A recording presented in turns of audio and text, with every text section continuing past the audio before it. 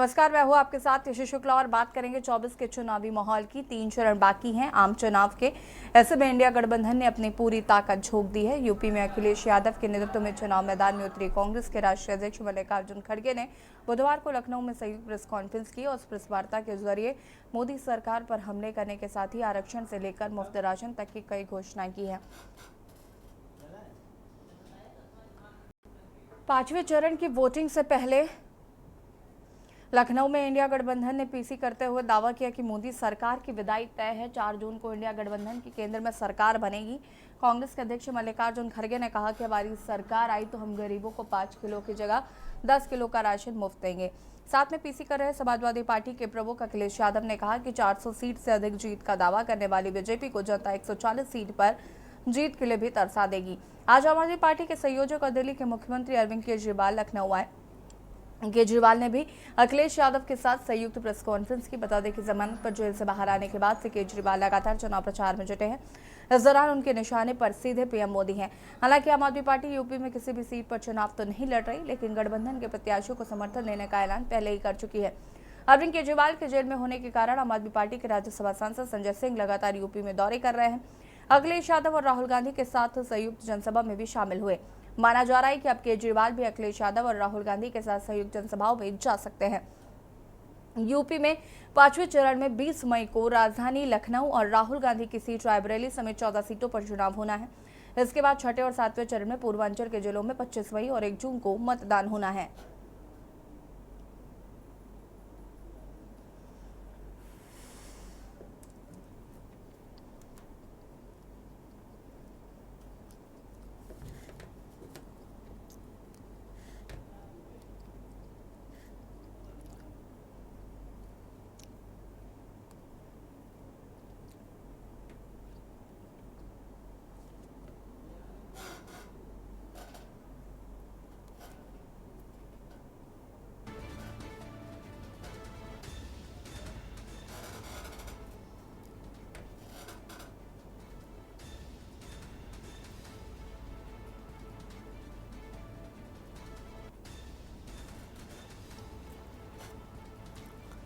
वरिष्ठ पत्रकार संतोष यादव जी हमारे साथ जुड़ चुके हैं। श्वेता दुबे जी बीजेपी नेता हमारे साथ जुड़ चुकी हैं। आप दोनों का बहुत बहुत स्वागत है। श्वेता जी, अगर हम बात करें तो गठबंधन कहीं ना कहीं जिस तरीके से लगातार प्रेस कॉन्फ्रेंस कर रहा है और जिस तरीके से प्रधानमंत्री नरेंद्र मोदी को टारगेट किया जा रहा है या जिस तरीके से बयानबाजियां चल रही हैं, उस पर सबसे पहले मैं आपकी टिप्पणी चाहूंगी। देखिए, अब इनको समझ आ रहा है 4 चरण के चुनाव के बाद कि जीत की ओर हम अग्रसर हैं, तो अब ये और भी ज्यादा परेशान हो गए हैं। इनको समझ नहीं आ रहा है कि हम क्या करें।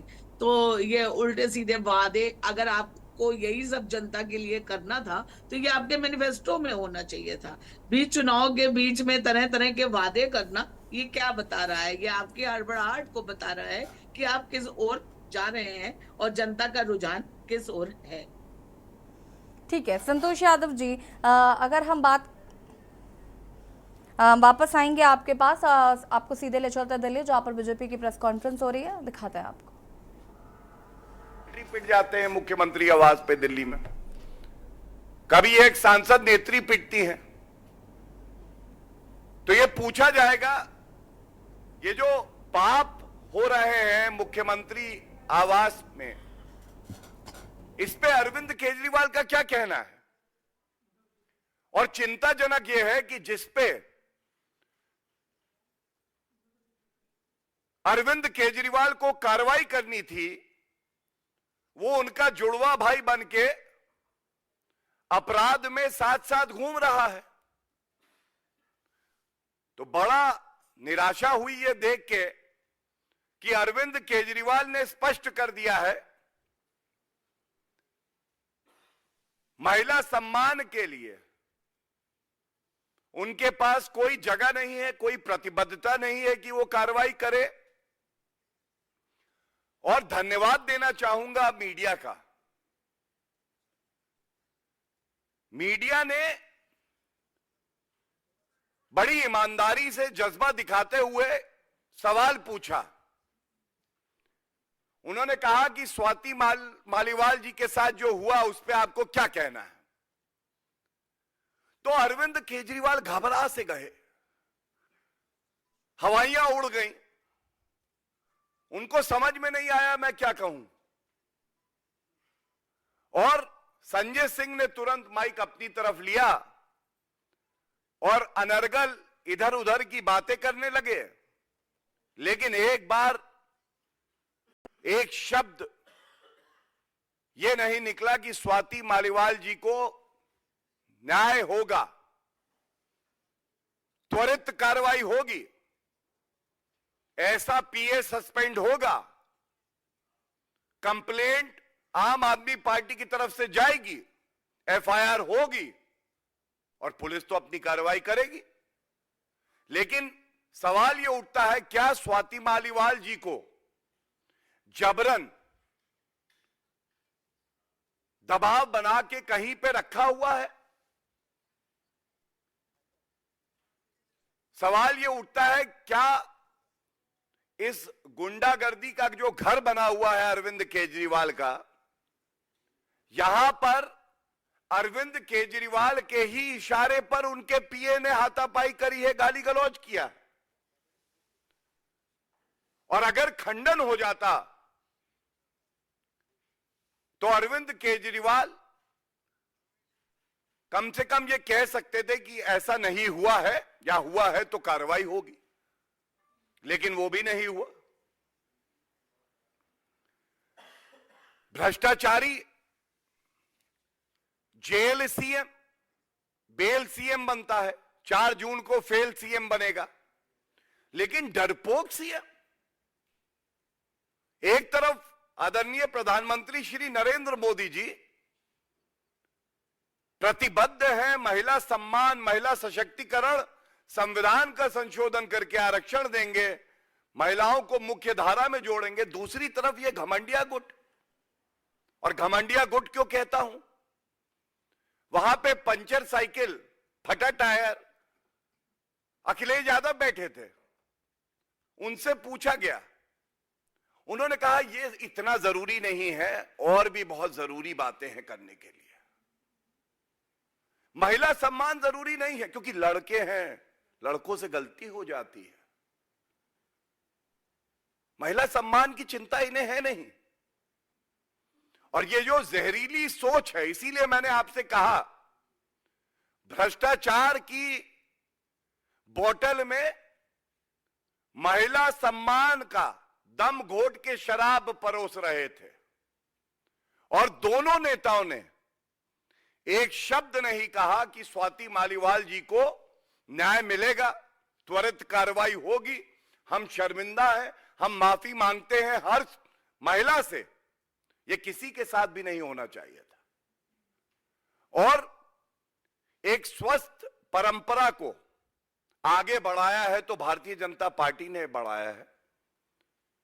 वो विपक्षी पार्टी की नेत्री जरूर है, लेकिन उनका भी सम्मान है और उनको न्याय मिले, इसकी लड़ाई भारतीय जनता पार्टी लड़ रही है। यह एक बहुत बड़ा संदेश है पूरे देश को, दिल्ली को, उत्तर प्रदेश को, कि जब महिला सम्मान की बात आएगी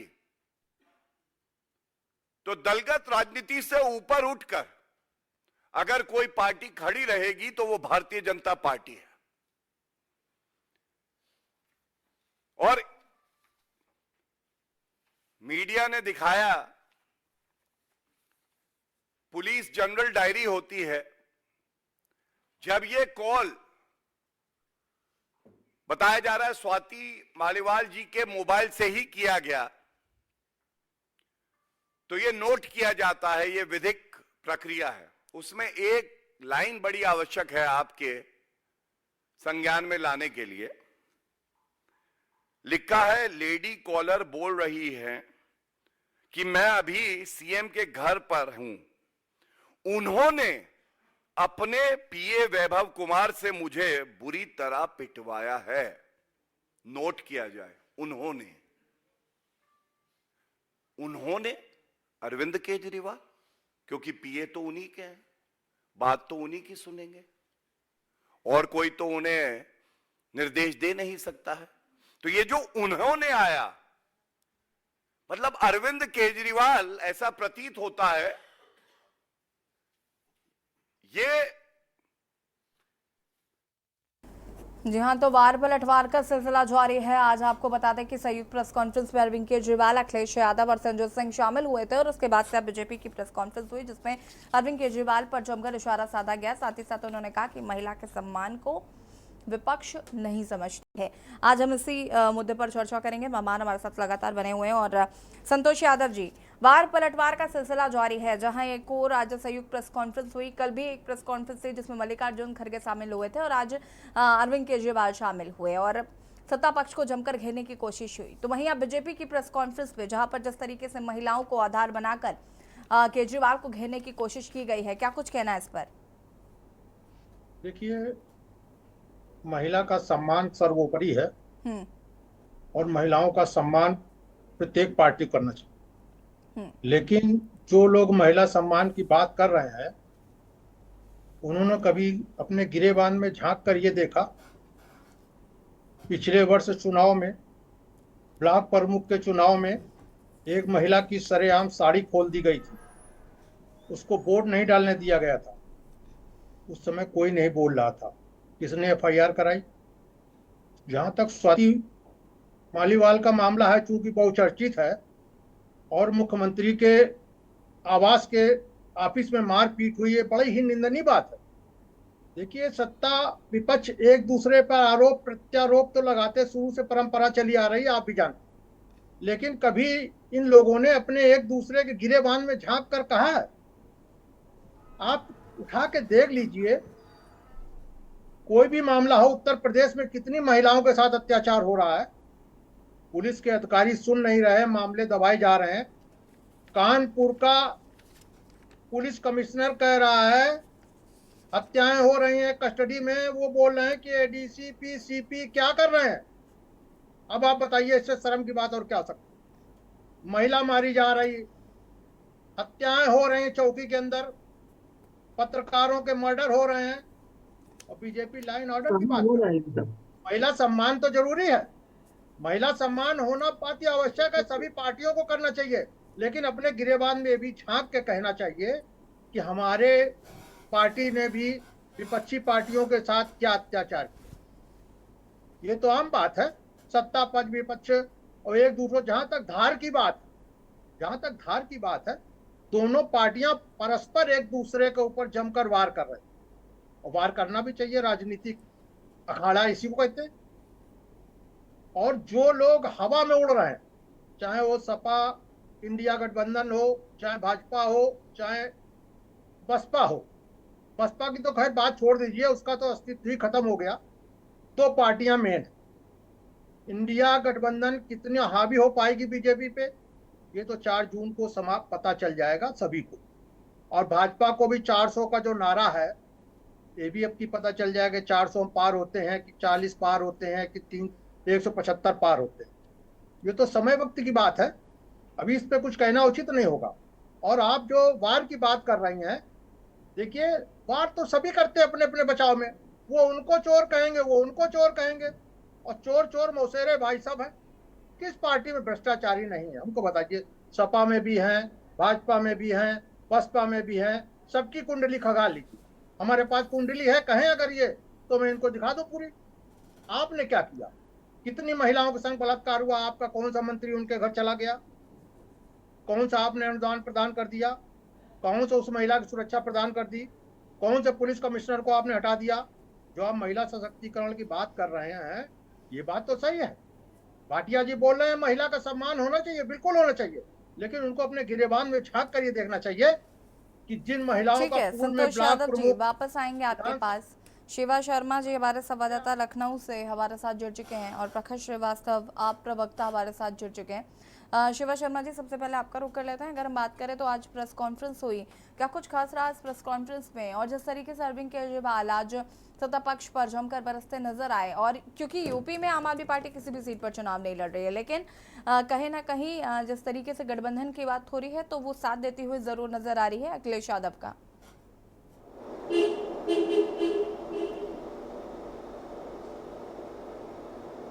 देखिए, इसीलिए अरविंद केजरीवाल लखनऊ आए थे, जो दिल्ली के मुख्यमंत्री हैं, और सीधे सीधे उन्होंने मीडिया से मुखातिब होते हुए डिजिटली उत्तर प्रदेश के जो वोटर्स हैं उनको संदेश देने की कोशिश की कि वो इंडिया गठबंधन को वोट कर जिताने का प्रयास करें। उनकी यही अपील सभी उत्तर प्रदेश के वासियों से है और उन्होंने संदेश दिया। और साथ ही साथ भारतीय जनता पार्टी पर भी वो हमलावर हुए। उन्होंने कहा कि राजनीति को जितना मैं करीब से दिल्ली में बैठ करके देख रहा हूं, उतना ही शायद कोई नहीं देख पाएगा। और उन्होंने इस बात को कहा है कि जिस नाम से वोट पड़ रहे हैं देश भर में मोदी के नाम पर, वो सपना साकार नहीं हो पाएगा प्रदेशवासियों की जनता का या देशवासियों की जनता का, क्योंकि 17 मई को अमित शाह को प्रधानमंत्री बनाया जाना है। और ये उनके सेंटेंस थे अरविंद केजरीवाल के। और जरूर उन्होंने एक बात और गौर कही कि भारतीय जनता पार्टी अपने ऐसे लीडर्स को हटाना चाह रही है जो उनके सामने प्रोटेस्ट करने आ जाते हैं या उनके सामने लड़ने आ जाते हैं।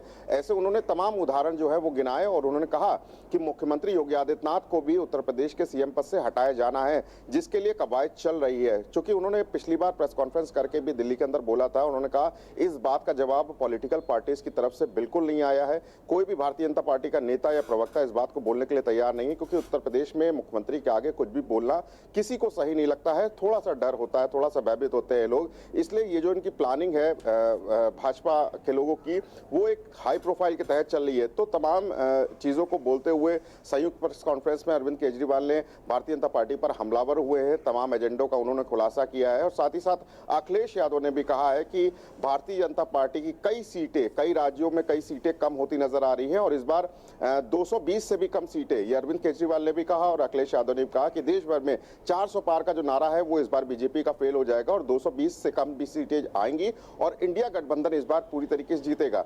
ये तो साफ बात है ऋषि की अब 4 जून को ये पता लगेगा कि आखिरकार देश में केंद्र में सरकार कौन बनाएगा, इंडिया गठबंधन या फिर एनडीए। लेकिन अखिलेश यादव और अरविंद केजरीवाल जिस तरीके से संयुक्त प्रेस कॉन्फ्रेंस कर ये बातें जता रहे थे कि भाजपा इस बार बहुत कमजोर हो गई है, तो इनके जो विपक्षी पार्टी के रूप में जो आरोप है वो भारतीय जनता पार्टी के ऊपर लगा रहे थे। और ये जरूर उन्होंने कहा है कि अगर वो सत्ता में आते हैं, अगर इंडिया गठबंधन जीतता है, अलायंस करके अगर वो जीत पाता है, तो वो देश में काफी कुछ बदलाव करेंगे।